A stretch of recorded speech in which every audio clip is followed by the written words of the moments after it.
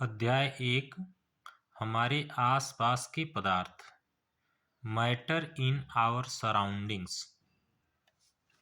अपने चारों ओर नज़र दौड़ाने पर हमें विभिन्न प्रकार की वस्तुएं नज़र आती हैं, जिनका आकार, आकृति और बनावट अलग अलग होता है। इस विश्व में प्रत्येक वस्तु जिस सामग्री से बनी होती है, उसे वैज्ञानिकों ने पदार्थ का नाम दिया।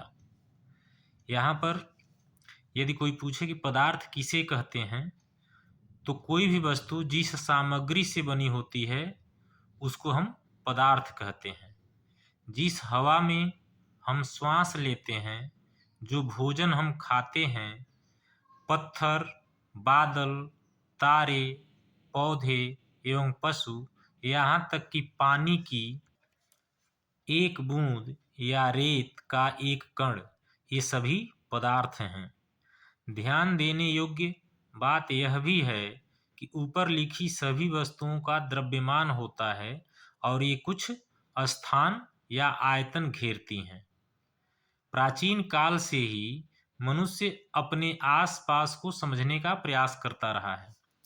तो यहाँ पर पदार्थ के बारे में दो निष्कर्ष निकल रहे हैं कि पदार्थ में यानी सभी वस्तुओं का द्रव्यमान होता है, अर्थात कोई भी वस्तु यदि पदार्थ जो है उसमें द्रव्यमान होगा और वे कुछ स्थान घेरेंगी। प्राचीन काल से ही मनुष्य अपने आसपास को समझने का प्रयास करता रहा है। भारत के प्राचीन दार्शनिकों ने पदार्थ को 5 मूल तत्वों में वर्गीकृत किया, जिसे पंच तत्व कहा गया। ये पंच तत्व हैं वायु, पृथ्वी, अग्नि, जल और आकाश। उनके अनुसार इन्हीं पंच तत्वों से सभी वस्तुएं बनी हैं, चाहे वो सजीव हों या निर्जीव। सजीव मतलब जो चल फिर सकती हैं, जिनमें प्राण होता है, और निर्जीव वस्तुएं जो चल फिर नहीं सकती, जैसे पत्थर, लकड़ी, किताब, ये सब जो है निर्जीव वस्तुएं हैं। उस समय के यूनानी दार्शनिकों ने भी पदार्थ को इसी प्रकार वर्गीकृत किया है। आधुनिक वैज्ञानिकों ने पदार्थ को भौतिक गुणधर्म एवं रासायनिक गुणधर्म के आधार पर 2 प्रकार से वर्गीकृत किया है। अर्थात आधुनिक वैज्ञानिकों के अनुसार पदार्थ 2 प्रकार के होते हैं, भौतिक गुणधर्म के आधार पर और रासायनिक प्रकृति के आधार पर पदार्थ 2 प्रकार के होते हैं। इस अध्याय में हम भौतिक गुणों के आधार पर पदार्थ के बारे में ज्ञान अर्जित करेंगे। पदार्थ के रासायनिक पहलुओं को हम आगे के अध्यायों में पढ़ेंगे। यहाँ पर केवल भौतिक गुणों के आधार पर ही हम इस चैप्टर में पदार्थ के बारे में पढ़ेंगे। यहाँ अंतर्राष्ट्रीय मात्रक पद्धति, जिसको हम एसआई पद्धति भी कहते हैं, के अनुसार आयतन का मात्रक 1 घन मीटर होता है। आयतन मापने का साधारण मात्रक लीटर है। तो 1 लीटर में और 1 घन मीटर में क्या संबंध होता है? तो उसके अनुसार यदि हम आप देखें तो 1 लीटर बराबर 1 डेसीमीटर क्यूब, यानी 1 घन डेसीमीटर जो होता है 1 लीटर के बराबर होता है। और आप जानते हैं कि 1 डेसीमीटर में 10 सेंटीमीटर होता है। तो उसमें यदि आप देखें तो उसको जब हम मिलीलीटर में उसको बदलेंगे तो 1 लीटर में 1000 मिलीलीटर होगा, और 1 मीटर में 10⁻³ सेंटीमीटर क्यूब होता है। तो ये तीनों जो पैमाना है, 1 लीटर बराबर 1 घन डेसीमीटर, 1 लीटर बराबर 1000 मिलीलीटर, और 1 मीटर बराबर 1 मीटर क्यूब, हाँ 1 मीटर क्यूब बराबर 10⁻³ सेंटीमीटर क्यूब होता है। यहाँ पर 1 मीटर क्यूब होगा। अब यहाँ पर जो आयतन का मात्रक दिया हुआ है, आयतन का SI मात्रक, आयतन का SI मात्रक क्या होता है? 1 मीटर क्यूब। अब 1 मीटर क्यूब जो है, अब इसको हम कैसे बदलेंगे? तो आप जानते हैं कि 1 मीटर क्यूब बराबर होता है, सबसे पहले इसको जानिए, 1 मीटर क्यूब का मतलब क्या हुआ? 1 मीटर गुणा 1 मीटर गुणा 1 मीटर। अब 1 मीटर क्यूब का मतलब 1 गुणा, अब इसको गुणा करिए, 1 गुणा 1 गुणा 1 तो 1 ही रहेगा, और मीटर तीनों का गुणा करेंगे तो मीटर पर घात 3 हो जाएगा। अब इसको यदि आपको सेंटीमीटर में बदलना है तो सेंटीमीटर में बदलने के लिए क्या करेंगे? 1 मीटर बराबर कितना सेंटीमीटर? 100 सेंटीमीटर। तो ये 100 सेंटीमीटर गुणा फिर से 100 सेंटीमीटर, फिर से 100 सेंटीमीटर। अब ये 3 बार हो गया, तो यहाँ पर यदि आप गुणा करेंगे तो 100 गुणा 100 गुणा 100, यानी 1 के आगे कितना जीरो? 1 2 3 4 5 6 जीरो हो जाएगा। और इस सेंटीमीटर सेंटीमीटर और सेंटीमीटर का गुणा करेंगे तो कितना हो जाएगा? सेंटीमीटर पर घात 3 हो जाएगा। अब इसको हम लिख सकते हैं 10 पर घात 6 सेंटीमीटर क्यूब। यानी कोई पूछे कि 1 मीटर क्यूब में कितना सेंटीमीटर क्यूब होता है, तो ये हो जाएगा 10 पर घात 6 सेंटीमीटर क्यूब हो जाएगा। अब आप देखिए, अब अगला पैमाना जो कह रहा है दूसरा, कि 1 लीटर, एक L जो लिखा है यहाँ पर, इसको हम लीटर लिखेंगे,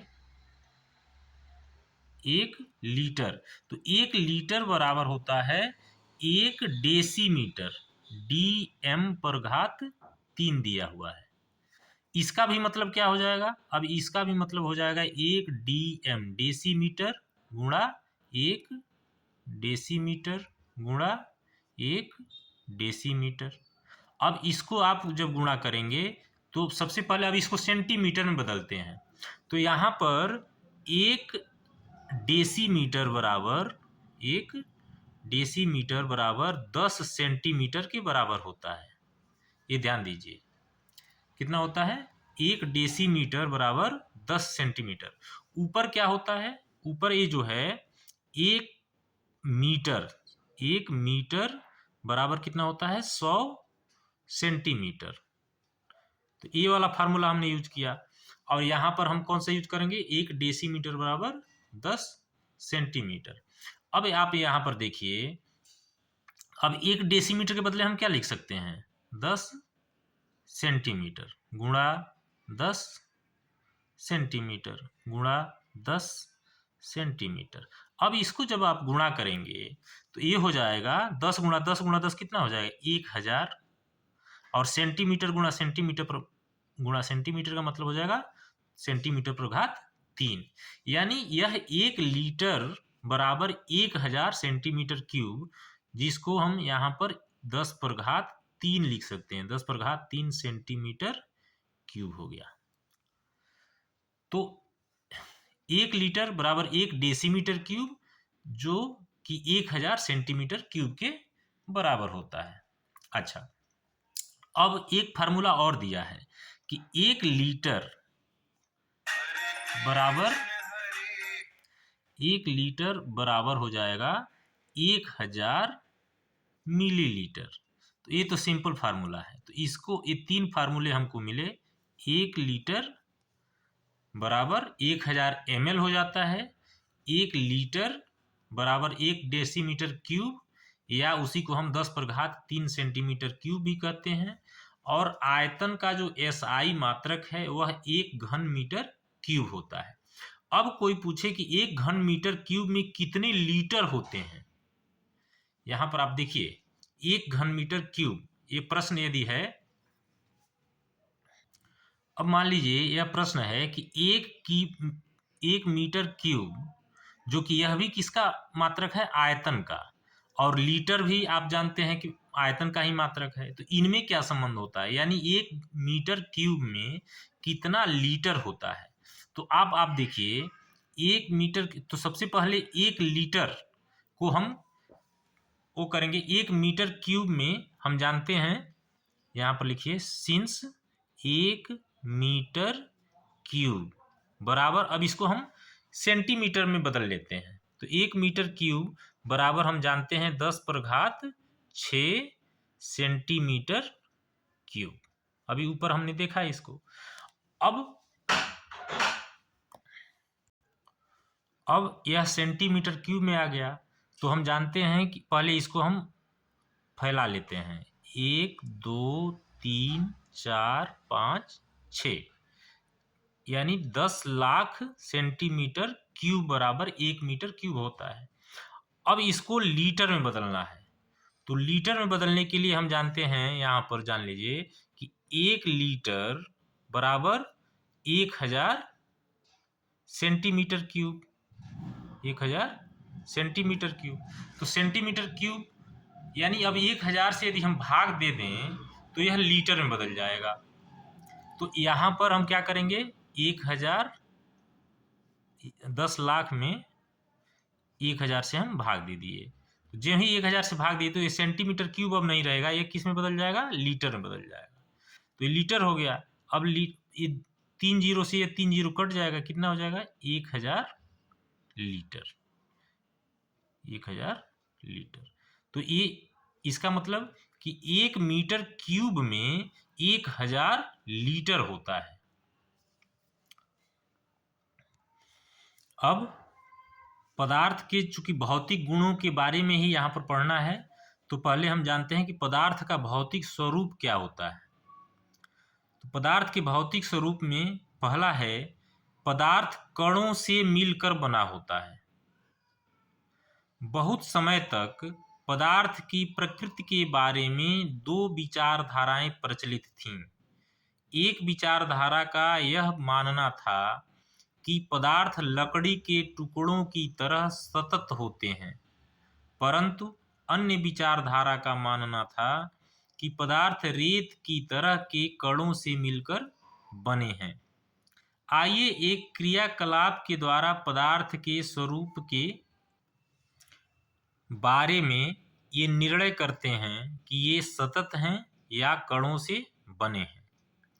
क्रियाकलाप 1.1, एक 100 ml का बीकर लें।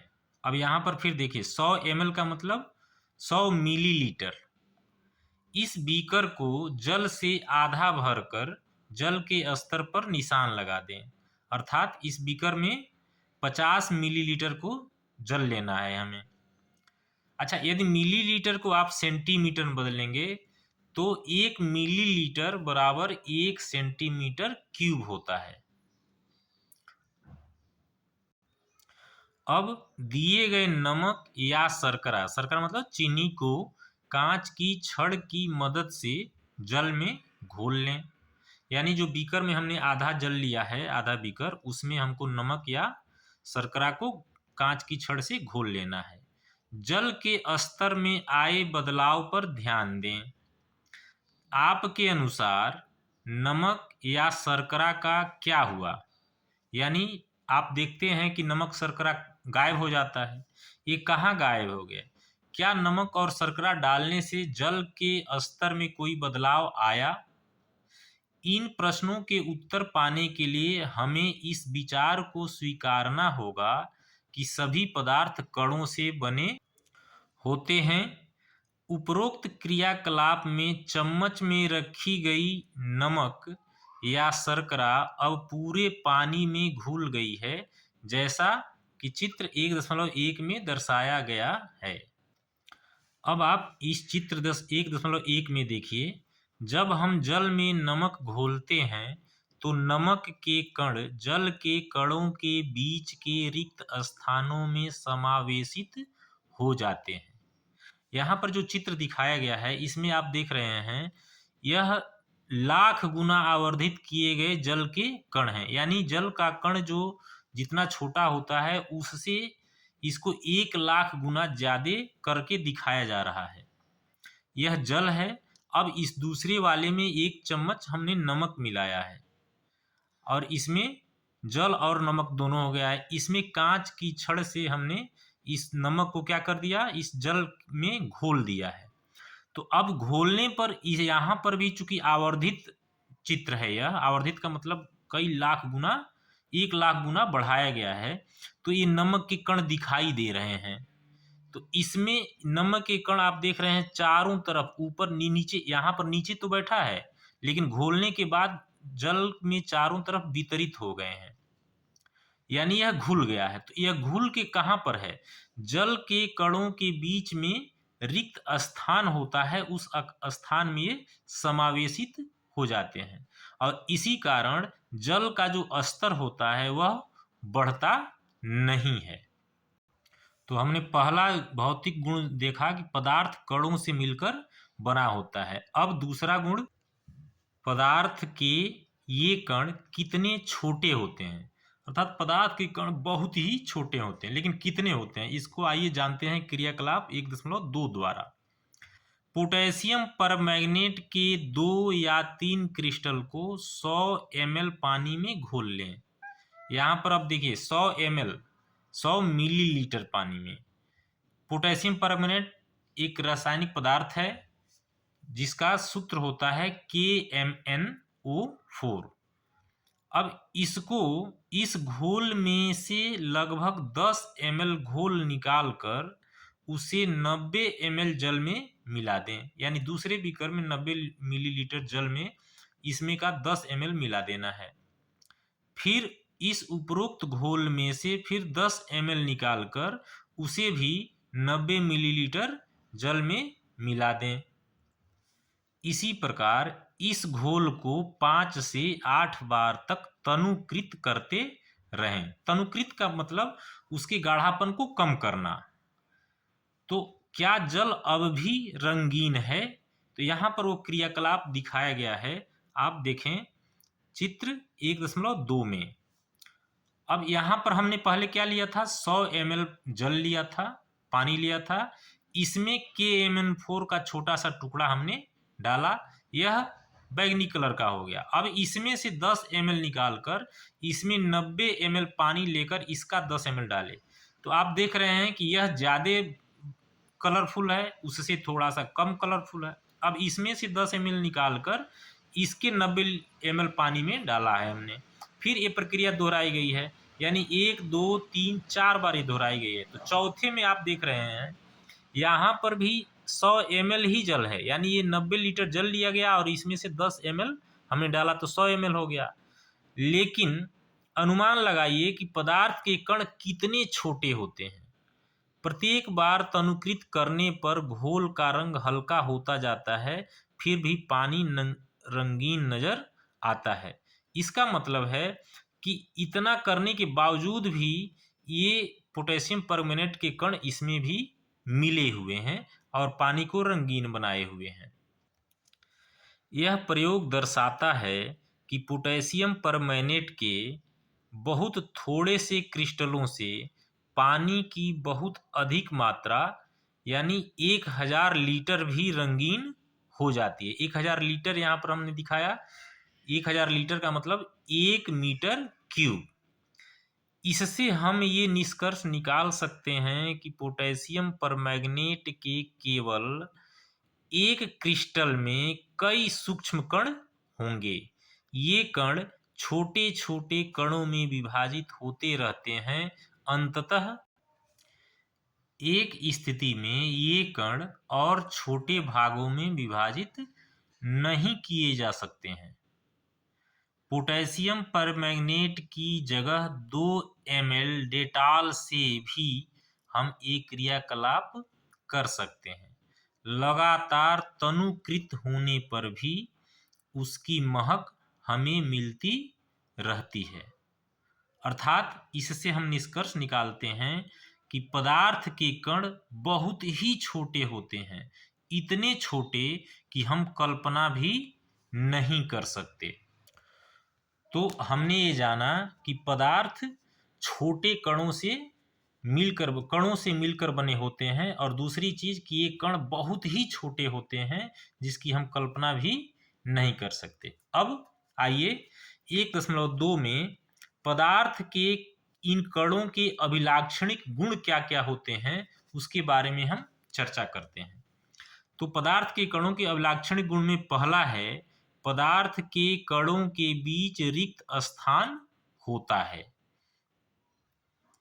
क्रियाकलाप 1.1 और 1.2 में नमक, शर्करा, डेटॉल या पोटेशियम परमैंगनेट के कण समान रूप से पानी में वितरित हो गए। इसी प्रकार जब हम चाय, कॉफी या नींबू पानी बनाते हैं तो एक पदार्थ के कण दूसरे पदार्थ के कणों के रिक्त स्थानों में समावेशित हो जाते हैं। यह दर्शाता है कि पदार्थ के कणों के बीच पर्याप्त रिक्त स्थान होता है। इसका मतलब कि पहला अभिलाक्षणिक गुण क्या है कि पदार्थ के कणों के बीच में रिक्त स्थान होता है। दूसरा, पदार्थ के कण निरंतर गतिशील होते हैं। अब इसको सिद्ध करने के लिए हम क्रियाकलाप 1.3 देखते हैं। अपनी कक्षा के किसी कोने में एक बुझी हुई अगरबत्ती रख दें। इसकी सुगंध लेने के लिए आपको इसके कितने समीप जाना पड़ता है? क्या अब अगरबत्ती जला दें क्या होता है? क्या दूर से ही इसकी सुगंध आपको मिलती है? अपने प्रेक्षण को नोट करें। तो निश्चित तौर पर यदि आप बुझी हुई अगरबत्ती को रखेंगे तो बहुत नज़दीक से जाके यदि आप सांस लेते हैं वहाँ पर, तब आपको उसका सुगंध मिलेगा। नहीं तो, और यदि जला दें तो आप दूर बैठे हैं तो भी पूरे कमरे में उसकी सुगंध फैल जाती है। ऐसा क्यों होता है? तो इसके लिए हम क्रियाकलाप 1.4 को देखते हैं। इसमें क्या करना है? अब जल से भरे 2 गिलास या 2 बीकर लें।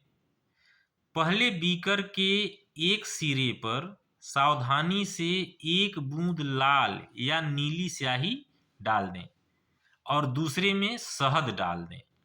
इसको आप ध्यान दीजिए, जल से भरे 2 गिलास लेना है, एक में लाल या नीली स्याही डाल देना है और दूसरे में शहद डालना है। इनको अपने घर में या कक्षा के कोने में रख दें और अपने प्रेक्षण को नोट करें। स्याही की बूंद डालने के तुरंत बाद आपने क्या देखा? शहद की बूंद डालने के तुरंत बाद आपने क्या देखा? स्याही का रंग पूरे जल में एक समान रूप से फैलने में कितने दिन या घंटे लगते हैं? तो निश्चित तौर पर यदि आप ये देखेंगे, प्रयोग करेंगे, तो आपको लगेगा कि स्याही का जो रंग है पूरे जल में एक समान रूप से फैलने में बहुत कम समय लगता है। अब क्रियाकलाप 1.5, एक गिलास गर्म पानी से और दूसरा ठंडे पानी से भरे गिलास में कॉपर सल्फेट या पोटेशियम परमैंगनेट का एक क्रिस्टल डालें और एक ओर रख दें, हिलाएं नहीं। क्या करना है इसमें? एक गिलास गर्म पानी लेना है और दूसरा गिलास में ठंडा पानी लेना है। एक में कॉपर सल्फेट या पोटेशियम परमैंगनेट का एक क्रिस्टल डालना है और एक तरफ रख देना है। दोनों में कोई भी आप कॉपर सल्फेट डाल सकते हैं या पोटेशियम परमैंगनेट डाल सकते हैं, दोनों में एक जगह रख देना है। क्रिस्टल को सतह पर बैठने दें। गिलास में ठोस क्रिस्टल के ठीक ऊपर क्या दिखाई देता है? समय बीतने पर क्या होता है? इससे ठोस और द्रव के कणों के बारे में क्या पता चलता है? क्या तापमान के साथ मिश्रित होने की दर बदलती है? यदि बदलती है तो क्यों और कैसे? तो निश्चित तौर पर जो गर्म पानी होता है उसमें मिश्रण जल्दी घुलता है और जो ठंडा पानी है उसमें धीरे से घुलता है। ऐसा क्यों और कैसे होता है? उपरोक्त तीनों क्रियाकलापों 1.3, 1.4 और 1.5 से हम निम्नलिखित निष्कर्ष निकाल सकते हैं।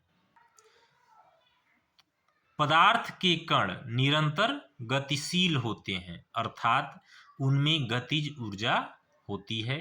तापमान बढ़ने से कणों की गति तेज हो जाती है, इसलिए हम कह सकते हैं कि तापमान बढ़ने से कणों की गतिज ऊर्जा भी बढ़ जाती है।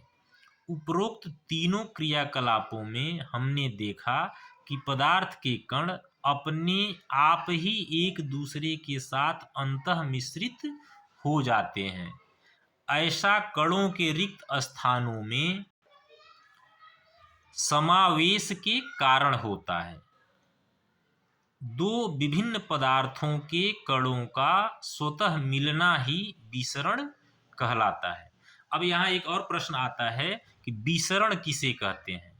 तो जब दो पदार्थ के कण आपस में स्वतः ही मिल जाते हैं, मिश्रित हो जाते हैं, उसको हम विसरण कहते हैं। जैसे अगरबत्ती का धुआं हवा में स्वतः ही विसरित हो जाता है, उसमें मिल जाता है, तो उसको ही हम विसरण कहते हैं। हमें यह भी पता चलता है कि गर्म करने पर विसरण तेज हो जाता है। ऐसा क्यों होता है? ऐसा इसलिए होता है कि गर्म करने पर पदार्थ के कणों की गति ऊर्जा बढ़ जाती है, जिससे पदार्थ एक बहुत तेजी से चलते हैं। तो हमने ये देखा कि पदार्थ के जो अभिलाक्षणिक गुण हैं उसमें पहला है कि पदार्थ के कणों के बीच में रिक्त स्थान होता है, और दूसरा कि पदार्थ के कण जो हैं निरंतर गतिशील रहते हैं। और उस गतिशीलता को कौन बढ़ा देता है? जब हम उसको गर्म करते हैं तो उसकी गतिशीलता और बढ़ जाती है। अब पदार्थ के कणों के अभिलाक्षणिक गुण में जो तीसरा गुण है वह क्या है कि पदार्थ के कण एक दूसरे को आकर्षित करते हैं। इसको हम आइए क्रियाकलाप 1.6 के द्वारा समझते हैं। इस खेल को एक मैदान में खेलें। आगे बताए गए ढंग से 4 समूह बनाकर मानव श्रृंखला बनाएं। कैसे बनाना है हमको? पहला समूह मिस्मी नर्तकों की तरह एक दूसरे को पीछे से कसकर पकड़ लें। कैसे? ऐसे एक दूसरे को पीछे से कसकर पकड़ना है। अब दूसरा समूह कैसे बनाना है? दूसरा समूह एक दूसरे का हाथ पकड़कर मानव श्रृंखला बना लेना है। तीसरा समूह केवल उंगली के सिरे छूकर एक श्रृंखला बनाना है। अब चौथा समूह जो है उपरोक्त वर्णित तीनों मानव श्रृंखलाओं को तोड़कर छोटे समूह में बांटने का प्रयास करें। जो अंतिम समूह है चौथा, वह क्या करेगा कि तीनों समूहों को तोड़ने का प्रयास करेगा। तो आपको क्या लग रहा है, किस समूह को तोड़ना आसान था और क्यों? तो निश्चित तौर पर जो उंगली को छू के जो श्रृंखला, उंगली के सिरे को छूकर जो श्रृंखला बनी थी उसको तोड़ना आसान है। अब ऐसा क्यों? निश्चित तौर पर आप जानते हैं कि उंगली को छूकर उनमें जो बंधन है वह सबसे कमजोर था। यदि हम प्रत्येक विद्यार्थी को पदार्थ का एक कण माने तो किस समूह में कणों ने एक दूसरे को सबसे अधिक बल से पकड़ रखा था? तो निश्चित इसका उत्तर होगा पहले समूह ने। अब आइए क्रियाकलाप 1.7 देखते हैं। एक लोहे की कील, एक चाक का टुकड़ा और एक रबर बैंड लें। इन पर हथौड़ा मारकर, काटकर या खींचकर उसे भंगुर करने का प्रयास करें। लोहे की कील को हथौड़ा मारकर, एक कांच का टुकड़ा और रबड़ के बैंड को काटकर, खींचकर उसको भंगुर करने का मतलब उसको टुकड़े टुकड़े करने का प्रयास करें। इन तीनों में से किसके कण अधिक बल से एक दूसरे से जुड़े हैं? क्या आप बतला सकते हैं? निश्चित तौर पर लोहे की कील के जो कण हैं आपस में सबसे अधिक मजबूती से एक दूसरे से जुड़े हैं। अब क्रियाकलाप 1.8। एक थाली में जल लेकर उसे उंगली से काटने का प्रयास करें। क्या जल की सतह कटती है? जल की सतह न कटने का क्या कारण है? उपरोक्त तीनों क्रियाकलाप सुझाते हैं कि पदार्थ के कणों के बीच एक बल कार्य करता है। यह बल कणों को एक साथ रखता है। इस आकर्षण बल का सामर्थ्य प्रत्येक पदार्थ में अलग अलग होता है। अर्थात जो तीसरा गुण है पदार्थ के कणों का, वह क्या है कि पदार्थ के कण एक दूसरे को आकर्षित करते हैं, लेकिन सभी पदार्थों में इनका जो ये आकर्षण बल है वह अलग अलग होता है। अब आइए उपरोक्त जो चीजें जो हमने सीखी उसमें कुछ प्रश्न दिए गए हैं, उन प्रश्नों को देखते हैं। पहला प्रश्न है, निम्नलिखित में से कौन से पदार्थ हैं? तो हमने पदार्थों के बारे में ही पढ़ा है, उसके आधार पर पदार्थ किसे कहते हैं? तो दो चीजें हमने सीखी हैं कि पदार्थ में सबसे पहले द्रव्यमान होना चाहिए और दूसरा वह स्थान घेरना चाहिए, यानी वो आयतन उसमें होना चाहिए। तो अब आइए देखते हैं, कुर्सी क्या यह पदार्थ है? तो निश्चित तौर पर उसमें वजन होता है, द्रव्यमान होता है और यह स्थान भी घेरता है, तो कुर्सी क्या होगा? पदार्थ होगा। वायु यानी जो हम हवा सांस लेते हैं, जिस हवा में रहते हैं, तो इसमें भी द्रव्यमान होता है, यह भी क्या है? पदार्थ है। उसके बाद से स्नेह, स्नेह मतलब स्नेह, प्रेम, ये सब पदार्थ नहीं है। हाँ, उसके बाद से आप देखिए गंध, घृणा, तो स्नेह हो गया, घृणा हो गया, गंध हो गया, ये तीनों क्या हैं?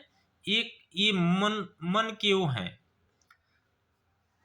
तो ये मन के विचार टाइप के हैं, तो ये इसमें कोई ये पदार्थ नहीं, इसमें कोई द्रव्यमान नहीं होता और कोई स्थान नहीं घेरता। लेकिन बादाम, बादाम एक पदार्थ है। विचार क्या है? यह भी पदार्थ नहीं है। शीत, तो शीत जो है, शीत का मतलब ठंडापन होता है। तो यदि आप देखें तो ठंडापन भी क्या है? एक एहसास है। नींबू पानी, नींबू पानी पदार्थ है क्योंकि इसमें द्रव्यमान होता है। इत्र की सुगंध, तो सुगंध फिर से यहाँ पर भी यह भी एक एहसास है। तो इसमें कौन कौन से पदार्थ हैं? पदार्थ हैं कुर्सी, वायु, बादाम और नींबू पानी। अगला प्रश्न हम देखते हैं कि निम्नलिखित प्रेक्षण के कारण बताएं। गर्मा गर्म खाने की गंध कई मीटर दूर से ही आपके पास पहुंच जाती है, लेकिन ठंडे खाने की महक लेने के लिए आपको उसके पास जाना पड़ता है। तो ऐसा क्यों होता है? ऐसा इसलिए होता है कि हम जानते हैं कि पदार्थ के जो कण होते हैं वो गतिशील होते हैं, और इसके साथ ये भी जानते हैं कि जब पदार्थ के कणों को जब गर्म किया जाता है तो उनके कणों की गतिज ऊर्जा बढ़ जाती है, यानी उनकी गतिशीलता बढ़ जाती है।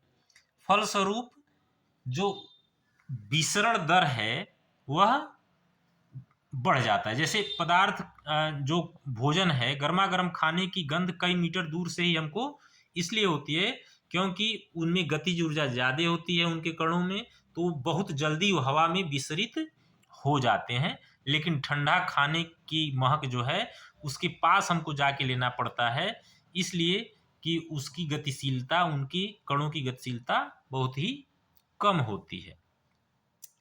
तीसरा प्रश्न है, स्विमिंग पूल में गोताखोर पानी काट पाता है, इससे पदार्थ का कौन सा गुण प्रेक्षित होता है? तो स्विमिंग पूल पानी क्या है? पानी एक द्रव है, इसमें जो है पदार्थ के जो गुण हैं वह क्या होता है? पानी में जो ठोस की अपेक्षा अंतरा अणुक अवकाश यानी उनके बीच रिक्त स्थान ज्यादा होता है, जिसके कारण उनमें आकर्षण बल कम लगता है। ठोसों की अपेक्षा पानी में आकर्षण बल कम लगता है, तो इसलिए आसानी से जो भी है गोताखोर पानी को काट पाता है। अगला प्रश्न क्या है, पदार्थ के कणों की क्या विशेषताएं होती हैं। तो हमने पढ़ा है कि पदार्थ के कणों की विशेषताएं, यानी जो अभिलाक्षणिक गुण हमने पढ़ा है वही पदार्थ के कणों की विशेषताएं होती हैं। क्या क्या? पहला, पदार्थ के कणों के बीच रिक्त स्थान होता है। दूसरा, पदार्थ के कण निरंतर गतिशील होते हैं। और तीसरा, पदार्थ के कणों के बीच में आकर्षण बल लगता है। तो इस तरह से आज का पार्ट यहीं खत्म होता है। फिर आगे पदार्थ की अवस्थाओं के बारे में अगले वीडियो में हम पढ़ेंगे।